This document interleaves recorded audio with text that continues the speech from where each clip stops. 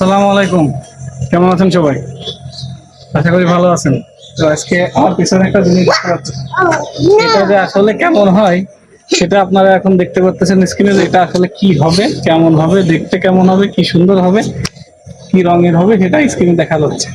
এখন মূল কথা হচ্ছে যে এটা কিভাবে বানিয়েছি, সেটা আপনাদের দেখাবো এরপরে। তো আমি সবসময় বলি কি যে আপনার বাড়ির যেসব জিনিসপত্র ফেলে দিয়ে আছে সেগুলো দিয়ে কিছু না কিছু বানানোর চেষ্টা করুন, কিছু আইডিয়া জেনারেট করুন।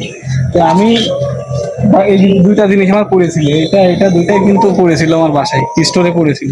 তা আমি চেষ্টা করছি যে এই দুইটা জিনিস দিয়ে আসলে বাগানে একটা শোপিস জাতীয় কিছু তৈরি করা যায় কিনা।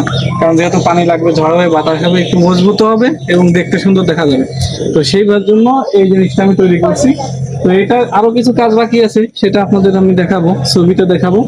আর কিভাবে তৈরি করলাম, পড়ে থাকা এই রড টড সবই পড়ে থাকা জিনিসগুলো কিভাবে তৈরি করলাম, চলেন সেটা দেখে আসি।